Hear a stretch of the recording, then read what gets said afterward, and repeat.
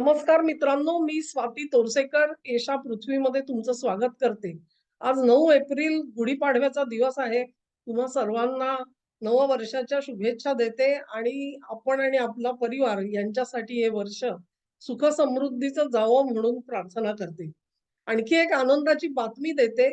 एशा पृथ्वी चॅनेल्सचे 25 lakh views याच आठवड्यामध्ये पूर्ण झाले आणि ही बातमी तुमच्यापर्यंत पोहोचवावी याच्यामध्ये मला जो आनंद आहे तो अवर्णनीय आहे मित्रांनो. अ, थांबले अशासाठी की तुमचं जे सहकार्य आहे त्याच्यासाठी आभार कुठल्या शब्दात मानू ते मला कळत नाही.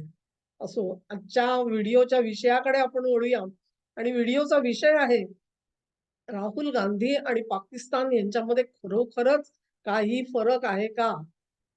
बघा, मुद्दे तर कितीतरी असतात आणि मुद्दे जे आहेत त्याचे आपण एक छोटे-छोटे मुद्दे घेऊ. सगळे काही घेणं शक्य नाही एका व्हिडिओमध्ये.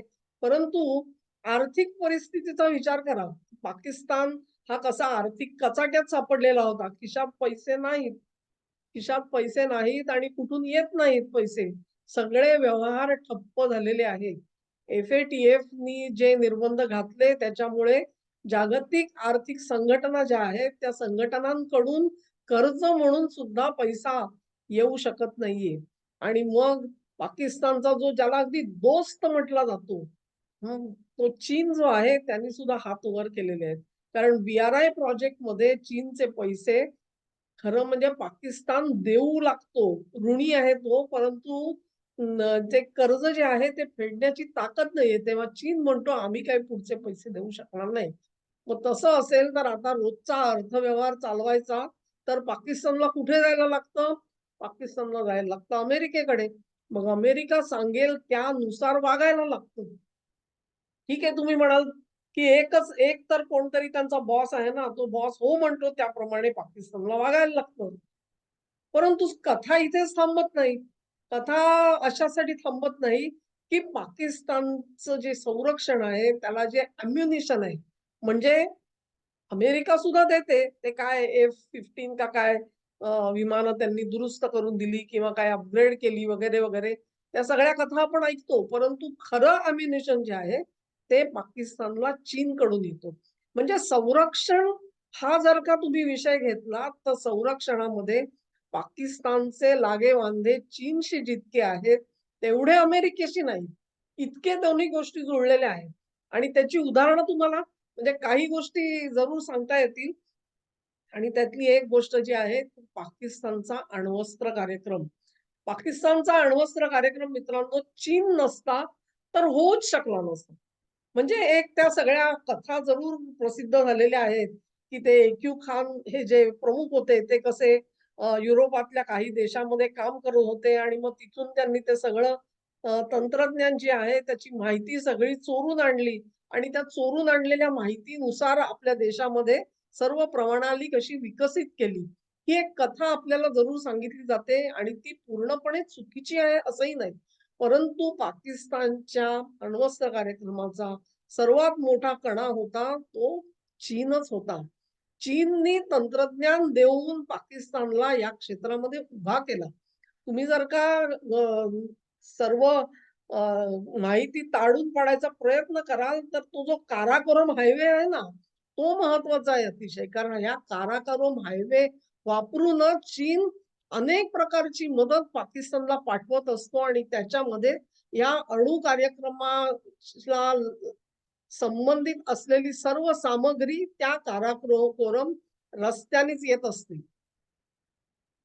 ही सर्व जी माहिती आहे अगदी फार मागे गेलात तर बेनझीर भुट्टो गेल्या त्या चीनमध्ये आणि त्यांनी सुद्धा त्यांचं सहकार्य कसं मागितलेलं होतं वगैरे, वगैरे कथा तुम्हाला जरूर वाचायला मिळतील. तेव्हा पाकिस्तानसाठी 2 दादले आहेत. एक दादला काय करतो? एक दादला त्यांना पैसा देतो. दुसरा दादला काय करतो? तो त्यांना संरक्षण देतो.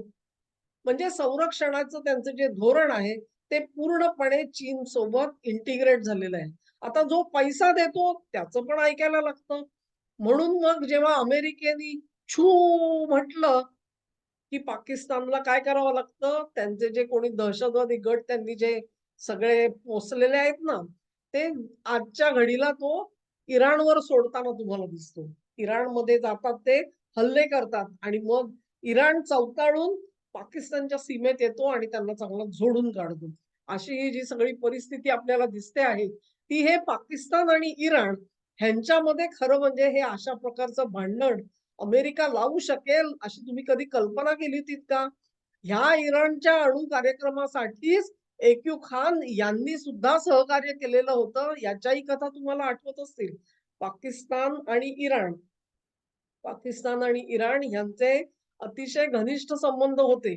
काही ठिकाणी ते बिघडलेले तुम्हाला दिसतील, परंतु दोन इस्लामी देश म्हणून वेगवेगळ्या प्रकारे या दोघांचं सहकार्य आपण बघितलेलं आहे. इतकंच नाही तर इराण प्रणित जे दहशतवादी यमेनमध्ये लढाई करत होते, त्यांच्याशी लढाई करण्यासाठी तुमचे सैनिक पाठवा म्हणून सौदी अरेबियानी ज्यावेळी पाकिस्तानला विनंती केली, तेव्हा पाकिस्तानने ती नाकारली. त्याचं कारण असं की पाकिस्तानमध्ये सुद्धा शिया राहतात आणि या शियांना इराणचा खूप मोठा पाठिंबा असतो. तेव्हा आपल्याच देशामधल्या शियांना अशा प्रकारे नाराज करणं हे पाकिस्तानला शक्य नव्हतं आणि म्हणून का शक्य नव्हतं? कारण इराण दुखावला जाईल आणि इराण दुखावला जाईल म्हणून यमनमध्ये आपले सैन्य पाठवायला पाकिस्ताननी नकार दिला होता. या नकारामुळेच अखेर सौदी अरेबिया आणि संयुक्त अरब अमिरात यांचं आणि पाकिस्तानचे संबंध दुरावत गेले आणि हे दोन्ही देश भारताकडे आकर्षित झाले. हा सगळा इतिहास तुम्हाला आठवत असेल. तेव्हा अशा प्रकारे म्हणजे हे देश सुद्धा गमवायचे, परंतु इराणशी संबंध सुरळीत राखले पाहिजेत, असं जो पाकिस्तान म्हणत होता आणि प्रत्यक्षात वागत होता, त्याला आज इराणला दुखवायला लागतंय कारण दादला बसलेला आहे तो अमेरिका आणि अमेरिकेला जे पाहिजे ते मध्य पूर्वेत करायचं, तर त्याचा एजंट जो आहे तो पाकिस्तान आहे. चीन बद्दलचं मी तुम्हाला सांगितलं अण्वस्त्र कार्यक्रम कसा इंटिग्रेट झालेला आहे. संपूर्ण संरक्षण व्यवस्था ही चीन सोबत इंटिग्रेट करून झालेली आहे. ती अमेरिकेसोबत फारशी नाहीये. अमेरिकेसोबत आहेत ते हे आर्थिक संबंध आहेत आणि स्ट्रॅटेजिक रिलेशन्स म्हणजे धोरणात्मक काही गोष्टी. अशा प्रकारे ही जी कसरत आहे, ही राहुल पाकिस्तानला करायला लागते आहे आणि नेमकी तीच कसरत मित्रांनो, आज राहुल गांधींना सुद्धा करायला लागते. बघा कल्पना करा तुम्ही, की ते सोरोस जे आहेत, सोरोस ही एक गोष्ट सांगितली. सोरोस यांनी अनेक संस्थांना पैसे दिलेले आहेत. त्याच्यातलंच एक फोर्ड फाउंडेशन असेल, काय आणखी इतर एम्नेस्टी असेल, बऱ्याच गोष्टी आहेत. ह्यांच्याकडून पैसा येत होता. आज काँग्रेस पक्षाची अवस्था काय झालेली आहे? ती कसली तरी इन्कम टॅक्सची नोटीस आली आणि म्हणे त्यांच्या खात्यातून पैसे थेट वजा झालेले आहेत. त्याच्यामुळे ऐन निवडणुकीच्या बेताला खजिन्यामध्ये खडखडाट झालेला आहे. ज्या एनजीओ निवडणुकीसाठी पैसा उभ्या करत होत्या, त्या सगळ्या एनजीओ वरती गृह मंत्रालयाने म्हणजे श्री अमित शहा यांच्या मंत्रालयाने असे चाप लावलेले आहेत, की ह्या एनजीओना आता परदेशातून पैसा भारतात आणणं आणि तो निवडणुकीमध्ये अवैधरित्या ओतणं हे अशक्यप्राय झालेलं आहे. या सगळ्या संस्थांच्या मागे एकच झक्कू लावला, की तुमचे अकाउंट्स दाखवा आणि ते अकाउंट्स जर का समाधानकारकरित्या दाखवता आले नसतील, तर त्यांना फिक्रामधून म्हणजे एफसीआरए ह्या कायद्याच्या मधून जी सूट दिली गेलेली होती परदेशातून पैसा मिळवण्याची, ती सूटच रद्द करण्यात आलेली आहे. तेव्हा अशा पद्धतीने आर्थिक संकटामध्ये आज काँग्रेस पक्ष आणि राहुल गांधी सापडलेले आहेत. मग त्यांना पैशासाठी कुठे जावं लागतं? अमेरिकेकडे. अमेरिकेकडे म्हणजे हे सोरोस प्रणीत सोरोस हे नाव अशा अनेक गोष्टी असतात मित्रांनो. पण एक ज्याला म्हणतो ना आपण अल कायदा म्हटलं की तुम्हाला सगळे इस्लामी कट्टरपंथी आठवतात. तसं ते सोरोस आहे. सोरोसच्या जशा अनेक कट्टरपंथी संघटना या इस्लामच्या आहेत, तशाच सोरोस आणि तत्सम अनेक लोक असतात. त्या सगळ्यांकडून पैसा घ्यायचा आणि त्याच्यावरती उभं राहायचं. हा सगळा असा देखावा तयार केला जातो. परंतु राहुल गांधी यांची नाळ खरोखरच अमेरिकेला जोडली गेली आहे का? हा प्रश्न आहे मित्रांनो. आणि हा अतिशय गंभीर प्रश्न आहे.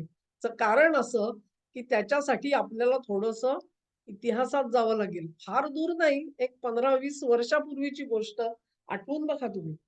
मनमोहन सिंग पंतप्रधान होते आणि मनमोहन सिंग यांनी अगदी विडा उचललेला होता की अमेरिकेसोबत न्यूक्लिअर डील करायचंच. 1, 2, 3 डील आठवते ना तुम्हाला? किती प्रकारच्या अडचणी आलेल्या होत्या. स्वतः राष्ट्राध्यक्ष बुश भारतामध्ये आलेले होते या करारावरती स्वाक्षऱ्या करण्यासाठी. विमानतळावर ते उतरले आणि त्यांनी सांगितलं, "हे डील मला हवं आहे." असं त्यांनी कानामध्ये सांगितलं त्या भारतीय प्रतिनिधीच्या. त्या कुठल्याही परिस्थितीमध्ये डील करून मी परत जाणार आहे. ही गोष्ट बुश यांनी आपल्या मनावर बिंबित केलेली होती. परंतु भारतीय लोकांकडून येणाऱ्या ज्या अटी होत्या, ज्या काही करारामध्ये बदल करायला सुचवलं जात होतं, त्याच्यामध्ये अगदी अखेरच्या क्षणापर्यंत सुद्धा करार नजरेच्या टप्प्यात नव्हता. परंतु शेवटच्या क्षणी काय जादू झाली आणि ते सगळे जे मसुदे आहेत ते मान्य केले गेले आणि घोषणा करण्यात आली. या घोषणा केल्यानंतर सीपीएमनी जाहीर केलेलं होतं, तुम्हाला आठवत असेल, की हा करार झाला आणि तो अंमलात आला, तर सीपीएम आपला सपोर्ट काढून घेईल. ही सगळी घटना तुम्ही थोडी आठवून बघा आणि मग तुम्हाला लक्षात येईल, की करार साधारण माझ्या अंदाजाने जुलै महिन्यामध्ये झालेला होता. जुलै 2008 मध्ये वगैरे झाला असेल. बुश यांची कारकीर्द संपण्याच्या थोडे अगोदरच.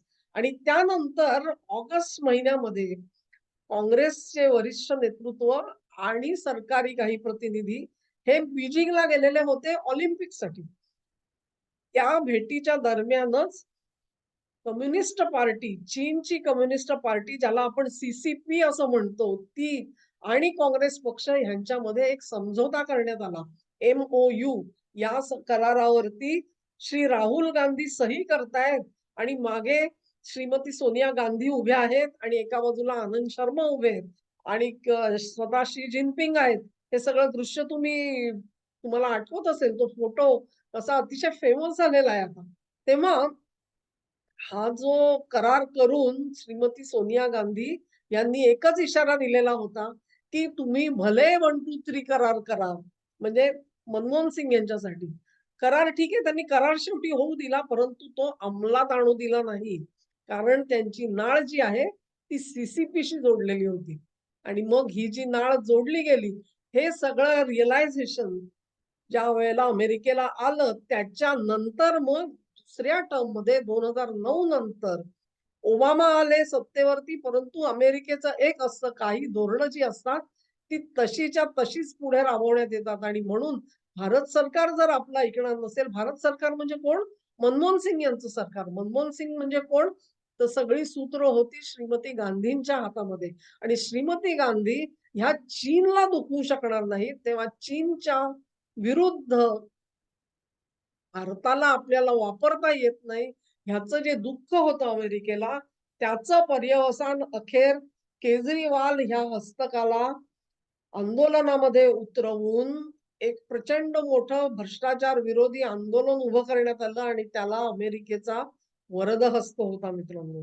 त्यामुळे हे सगळं जर का तुम्ही बघाल तर ही परिस्थिती आज सुद्धा बदललेली नाहीये. ती जी लॉयल्टी आहे ना, ती सीसीपी बरोबर केलेला MOU तो कसा जागृत आहे तुम्हाला माहिती आहे. हे महाशय वारंवार चिनी राजदूताला भेटतात. भारतामध्ये भेटले तर त्याचा गवगवा होतो म्हणून नेपाळमध्ये जाऊन भेटलेले तुम्हाला आठवत असतील. आणि परदेशी आपल्या भेटींमध्ये किती वेळा कोणाला भेटतात ह्याची आपल्यापर्यंत माहिती सुद्धा येत नसते मित्रांनो. परंतु चीन कसा आतमध्ये आलेला आहे आणि मोदी सरकार हे कसं हतबल आहे, हातपाय गाळून बसलेला आहे. चीननी जो प्रदेश गिळंकृत केलेला आहे, तो परत मिळवण्याची हिंमत मोदी सरकारकडे नाही. अशा प्रकारच्या वल्गना राहुल गांधी करतात. त्या कोणाच्या जोरावरती? आज सोनम वांगचुक यांना आंदोलनामध्ये उतरवायला कोणी पुढाकार घेतलेला होता? हे प्रश्न आहेत मित्रांनो. तेव्हा जी अवस्था पाकिस्तानची आहे, त्यांना 2 दादले आहेत. पैशासाठी अमेरिका, संरक्षणासाठी सीसीपी. राहुल गांधींची परिस्थिती काय वेगळी आहे? पैशासाठी त्यांना कुठे जायला लागतंय? पाश्चात्यांकडे जायला लागतंय आणि तत्वज्ञानासाठी म्हणजे आयडिओलॉजिकल कमिटमेंट ज्याला तत्वज्ञानाची बांधिलकी जी आहे, ती त्यांची चीनकडे आहे. ही गोष्ट विसरून चालणार नाही. परंतु बघा तुम्ही पाकिस्तानची अवस्था काय आहे? अत्यंत दिनवाणी अवस्था झालेली आहे. एक जण इकडून फटका मारतोय, दुसरा दुसरीकडून फटका मारतोय. एक जण छू मंतर म्हणतो आणि इकडे जा सांगतो. दुसरा छू मंतर म्हणतो आणि तिकडे जा सांगतो. राहुल गांधींची परिस्थिती त्याच्यापेक्षा वेगळी नाही. अशा पद्धतीचा पंगू पंतप्रधान आपल्याला हवा आहे का? हा खरा प्रश्न आहे. जी अवस्था पाकिस्तानच्या सरकारची झाली, त्याच अवस्थेतलं सरकार भारतामध्ये येऊ शकतं, जर जनता ही राहुलच्या मागे उभी राहिली आणि काँग्रेसला त्यांनी निवडण्याचा प्रयत्न केला. मित्रांनो, एक लक्षात घ्या, की तुम्हाला कोणीही सांगेल, की आज मुळात 270 जागा सुद्धा काँग्रेस लढवत नाहीये. तर ते सत्तेच्या जवळ येणार कुठून? 100% आज घडीला कुठल्याही परिस्थितीत इंडी अलायन्स जो आहे, तो सत्तेवर येण्याची शक्यता दुरावलेली आहे. पूर्णपणे संपुष्टात आलेली आहे. परंतु अशाच पद्धतीचे जे प्रयत्न आहेत, हे प्रयत्न महत्वाचे असतात. कारण त्यावेळी जसं आमचं ऐकलं नाही म्हणून भ्रष्टाचार विरोधी आंदोलन अमेरिकेने छेडलेलं होतं, तशीच आंदोलनं आज केजरीवालला हाताशी धरून पुन्हा एकदा अमेरिका, सी आणि शेतकरी आंदोलन आणि अन्य बाबी यांच्या निमित्ताने इथे घडवताना दिसते आहे. त्या परिस्थिती अगदी तशीच आहे. राहुल गांधी हे आणि त्यांचा पक्ष हे त्यावेळी टार्गेट होते, यावेळी ते त्यांचे सहाय्यक बनलेले आहेत. धन्यवाद मित्रांनो. हा व्हिडिओ तुम्हाला आवडला असेल अशी आशा करते. तुम्हाला आवडला असेल तर तुमच्या मित्र-परिचितांना लिंक द्या. हा व्हिडिओ लाईक करा, चॅनेलला सबस्क्राईब करा आणि त्याच्या विस्तारासाठी आजपर्यंत दिलं तसंच सहकार्य यापुढेही देत राहा. धन्यवाद.